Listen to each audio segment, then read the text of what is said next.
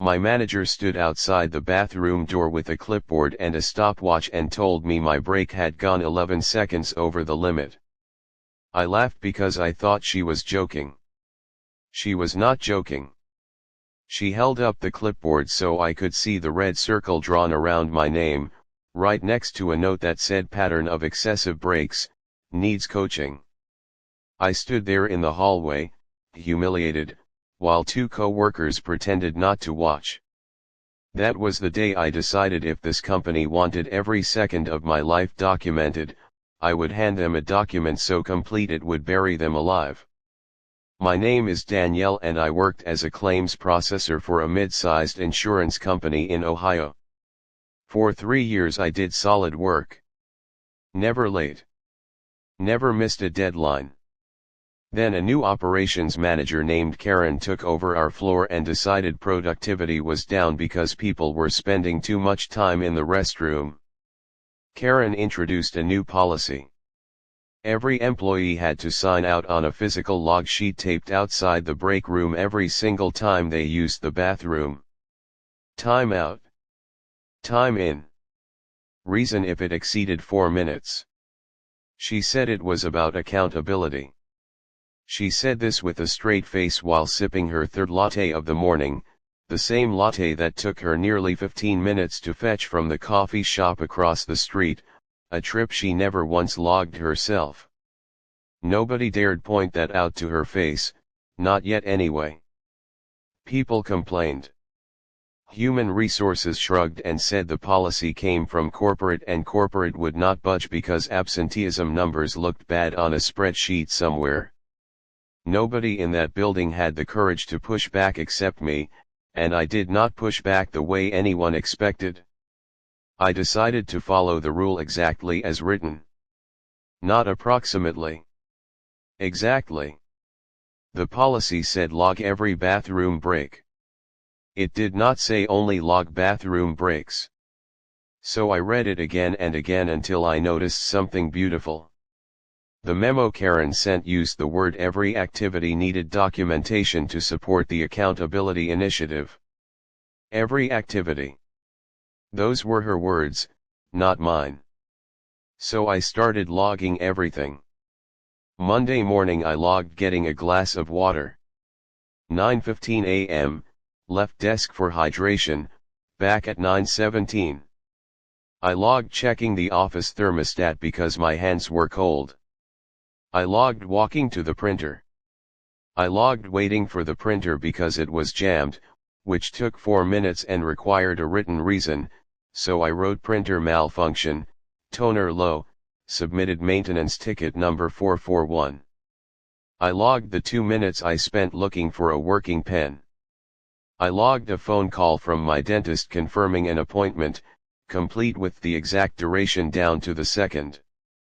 By lunchtime I had filled an entire page and started a second one, writing in small careful handwriting so nobody could accuse me of exaggerating anything. By Wednesday my log sheet was 3 pages long. Karen noticed. She called me into her office and asked why I was writing a novel every time I stood up. I told her I was simply following her policy. She said the policy was about bathroom breaks specifically. I asked her to show me where the memo said specifically bathroom breaks only. She could not, because it did not say that. It said every activity supporting the accountability initiative, and getting water and walking to the printer were activities. She told me to stop being difficult. I told her I was being compliant. There is a difference and everyone in that meeting room knew it. Word spread through the office fast. By Thursday half the floor was logging everything. Coffee refills. Stretching their legs. Adjusting their chair height. One guy named Marcus logged an entire paragraph about how he sneezed 4 times in a row and needed a tissue from his bag, which was located under his desk, requiring him to bend down for approximately 11 seconds. A woman named Sandra logged 3 minutes spent untangling her headphone cord, and another employee logged the time it took him to reheat his lunch in the microwave, noting the wattage setting he used for full transparency. Even the quiet interns started leaving detailed notes about refilling the stapler.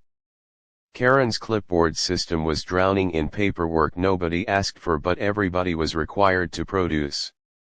Then came the part that really mattered. HR required every log sheet to be reviewed and signed off by a supervisor at the end of each week, because accountability meant nothing without oversight, according to the same memo. Karen suddenly had to read and initial hundreds of entries a day from 22 employees, each writing in exhausting detail about bathroom visits, water breaks, printer walks, and tissue retrievals. She started falling behind on her actual job. Reports were late. A regional audit was scheduled for the following month, and Karen had spent so much time drowning in bathroom logs that her department's real metrics, the ones corporate actually cared about, started slipping. I kept my own log meticulous. I timed everything to the second. I even logged the time I spent logging my previous log, because writing in the logbook was also an activity, and the memo said every activity. Karen read that entry 3 times before slamming the folder shut. She tried to walk it back. She sent a new email saying the policy only applied to restroom breaks longer than 4 minutes. I printed that email. I compared it word for word against her original memo. The original memo was still posted on the break room wall, laminated, with her signature at the bottom. 2 contradicting policies from the same manager, both official, both still active because nobody had formally rescinded the first one. I brought both documents to Human Resources myself. I did not complain. I did not accuse anyone of anything. I simply asked which policy I was legally required to follow since they contradicted each other, and I asked for clarification in writing, because clarity matters for accountability. HR panicked. Contradicting written policies with a manager's signature is not something a company wants sitting in an employee file, especially with an audit coming. They pulled Karen into a meeting that lasted 2 hours. I do not know exactly what was said, but I know Karen came out of that room with her face pale and her hands shaking slightly as she gathered her things.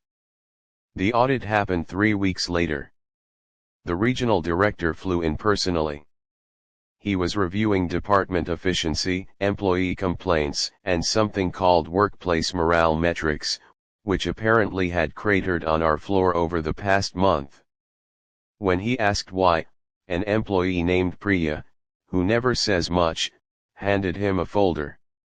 Inside was every single logged entry from the past month. Pages and pages of bathroom breaks, water breaks, printer jams, tissue retrievals, all time-stamped, all signed, all completely legitimate under the policy Karen herself had written and enforced. The director read through maybe 20 pages before he looked up and asked who approved this policy. Karen's supervisor, sitting beside her, went very quiet, suddenly finding something fascinating to study on the surface of the conference table.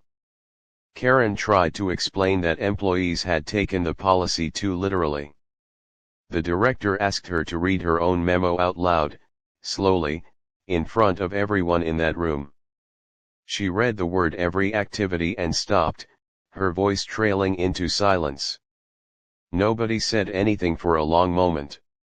2 weeks later Karen was no longer our floor manager. Corporate reassigned her to a satellite office 2 hours away with a demotion in title, though officially it was called a lateral transfer for professional development. Everyone on the floor knew what it really was. The bathroom log policy was quietly removed from the break room wall the same week. Nobody announced it. The laminated sheet just disappeared one Monday morning, and a new supervisor named Robert took over, walked the floor, shook a few hands, and said something simple that felt like fresh air after a long winter. He said, "As long as the work gets done, I do not need to know when you pee." I still have my copy of that original memo. I keep it in a drawer at home, not out of bitterness, but because it reminds me that sometimes the most powerful weapon against an unfair rule is not breaking it.